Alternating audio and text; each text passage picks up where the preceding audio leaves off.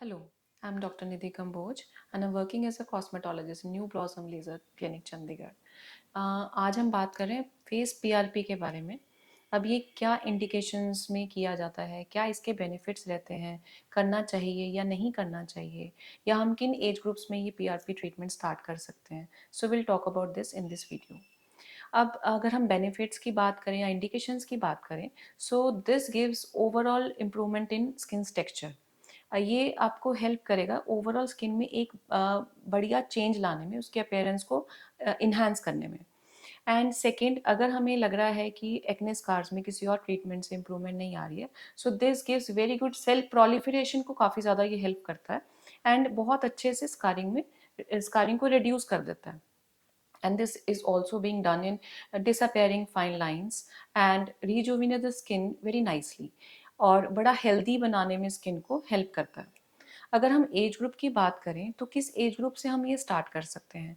अगर हम देखें कि लेटर 20s में अगर हमें लग रहा है कि कुछ प्री मेच्योर एजिंग के साइंस आ रहे हैं या फिर कोई ऑक्सीडेटिव स्ट्रेस स्किन के ऊपर बहुत ज़्यादा बढ़ गया due to habits like smoking, या हमें लग रहा है कोई फिजिकल स्ट्रेस हुआ था, उसके बाद स्किन के ऊपर कुछ पिगमेंटरी चेंजेस नज़र आने लग गए हैं या स्किन एजिंग की तरफ जा रही है, तो बहुत ही फेस का पीआरपी काफ़ी ज़्यादा हेल्पफुल रहता है to make the skin lifting में और सेल्स की स्टिमुलेशन को इम्प्रूव करने में।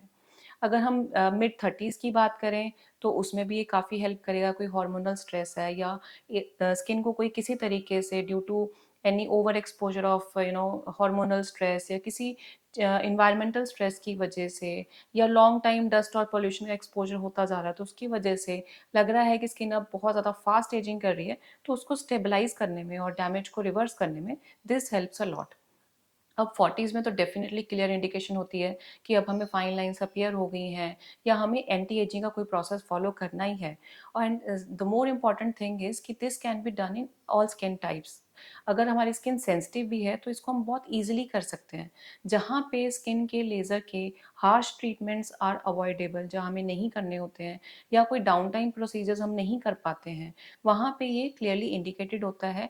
डेफिनेटली फेस की पीआरपी बेनिफिट करती ही करती है।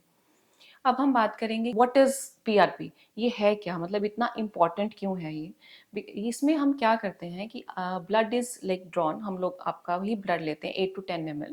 हम लोग ब्लड लेके और उसको एक मशीन के अंदर सेंट्रीफ्यूज किया जाता है, बहुत हाई स्पीड पे ब्लड को रोटेट किया जाता है, जिससे क्या होता है कि ब्लड के जितने भी हैवी सेल्स होते हैं they are like layer down, bottom पे सेट हो जाते हैं, और जो ऊपर का जितना भी वो जेल और ऊपर का सॉल्यूशन जो बचता है that is very rich in platelets. अब ये जो प्लेटलेट्स रिच प्लाज्मा थेरेपी बोलते हैं इसको, अगर ये प्लेटलेट्स रिच जो प्लाज्मा होता है this is very rich in growth factors and active proteins.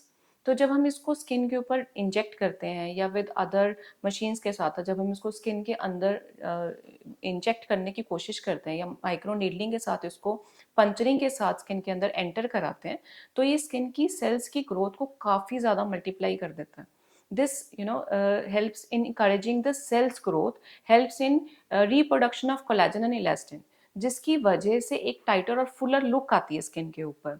और जो थोड़े बहुत कंसर्न्स होते हैं, जो टैनिंग है, जो डिसकलरेशंस हैं, वो भी बहुत easily this helps in brightening up the skin, क्योंकि ओवरऑल एक स्किन का ये नेचुरल हीलिंग प्रोसेस है, इसमें हम बाहर से कोई भी एडेड कंपोनेंट नहीं डाल रहे हैं। So this gives a really very nice boost to skin's own natural healing mechanism.